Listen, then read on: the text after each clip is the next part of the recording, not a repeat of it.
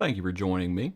We are going to be looking at when Elijah confronts the prophets of Baal. Our hymn today is called Does It Not Grief and Wonder Move? Does it not grieve and wonder move to think how Israel dreadfully failed, who needed miracles to prove whether the Lord was God or Baal? Methinks I see Elijah stand, his features glow with love and zeal. In faith and prayer he lifts his hand and makes to heaven his great appeal. He spoke and lo, a sudden flame consumed the wood, the dust, the stone. The people struck at once proclaim, the Lord is God, the Lord alone. O God, if I thy servant am, if 'tis thy message fills my heart, now glorify thy holy name, and show this people who thou art. Our passage today is 1 Kings chapter 18, verse 20. So Ahab sent for all the children of Israel and gathered the prophets on Mount Carmel. Right? Ahab and Elijah had met, and Elijah had told him, send and gather all Israel, and the 450 prophets of Baal, and the 400 prophets of Asherah who eat at Jezebel's table. So that's what Ahab does. So they are all gathered together. And so here's the proposition. They're going to sacrifice, and Elijah's going to sacrifice. And we'll see whose God hears. He lets them go first. Verse 25, choose one bowl for yourselves and prepare it first. So they took the bowl that was given them and they prepared it. And at noon, here they are. They're doing all their thing. And of course, no one answered.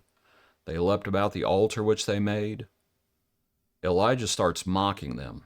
Cry aloud. Maybe he's just meditating. Maybe he's busy. Maybe he's on a journey. Maybe he's asleep and you got to wake him up. And so they start crying aloud and cutting themselves, as was their custom, with knives and lances until the blood gushed out on them.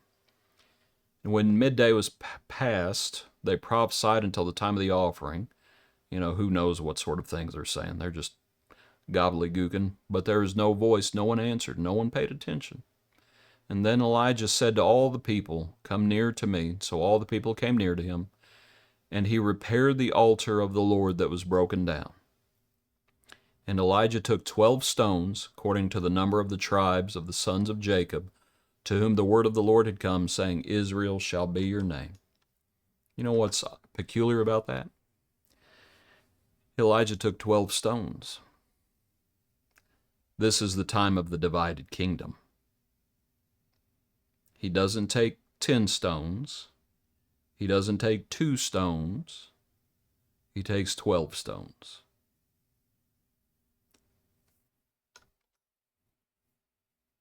When it says there, Elijah took 12 stones according to the number of the tribes of the sons of Jacob, as the Lord had said, Israel shall be your name. It's sad that Israel was divided, but in the time of the divided kingdom, Israel represents the north and Judah represents the south. But when this is referred to, Israel shall be your name, Elijah took 12 stones. The whole nation. Then, with the stones, he built an altar in the name of the Lord. You might notice that. He built an altar in the name of the Lord.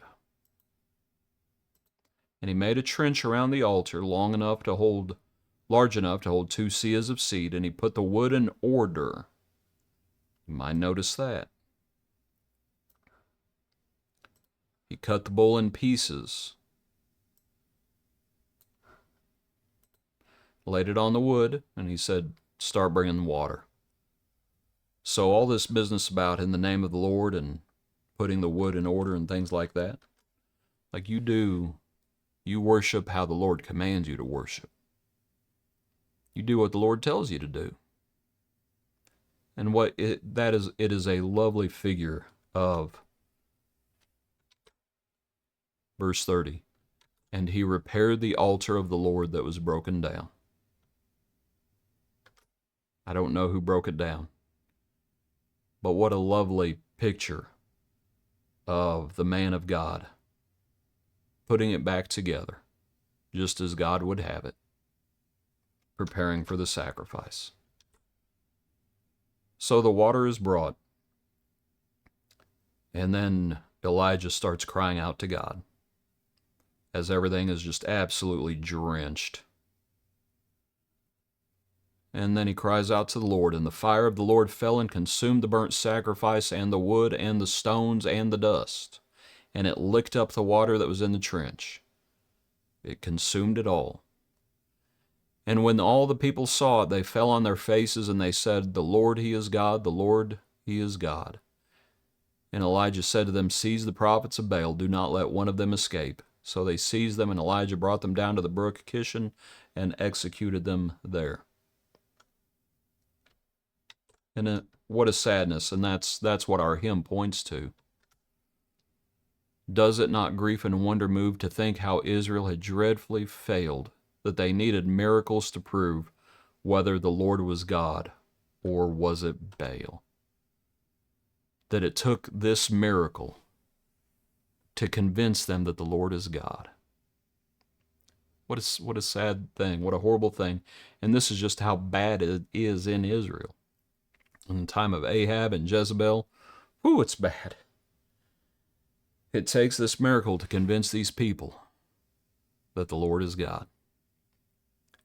They got a front row seat to it. Elijah says, come near. And when it happens and all the people, they say the Lord is God. You know, I was thinking about the prophets of Baal too. And we should not, you know, Proverbs talks about not rejoice when your enemy falters, when your enemy falls. You know, it's sad. It's sad because they believe what they're doing is right. I want you to think about something. We make the point about the apostles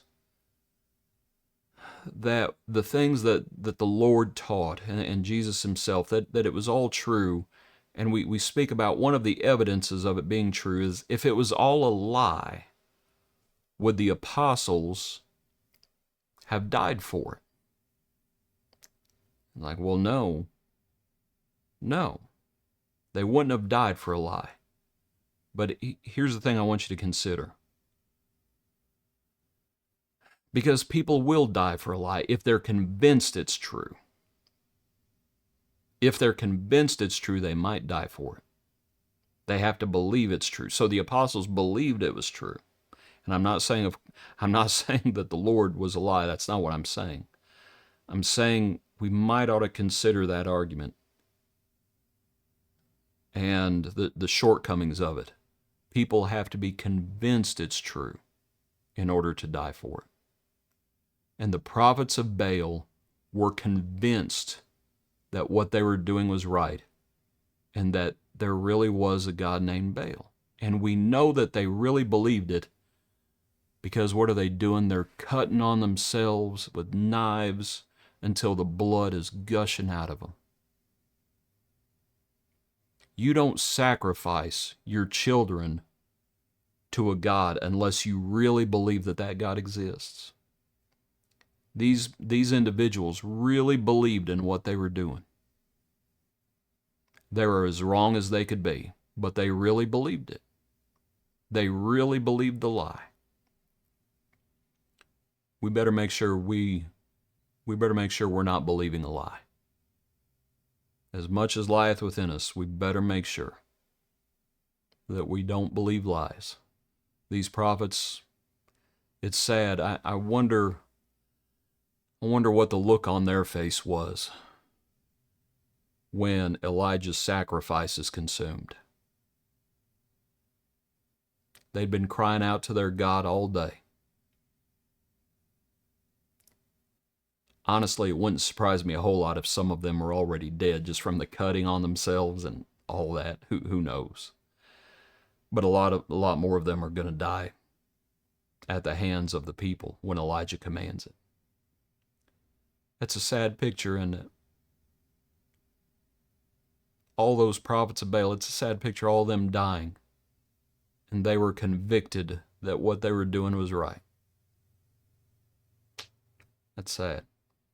And it's sad that Israel had to be convinced to believe in God. That's sad. It's wonderful that the Lord heard Elijah when Elijah called on the name of the Lord. That's wonderful. And we're thankful that the Lord hears our prayers and that He is not a figment of our imagination. Appreciate you. Hope you have a good day. Join us tomorrow for another portion of our daily praise.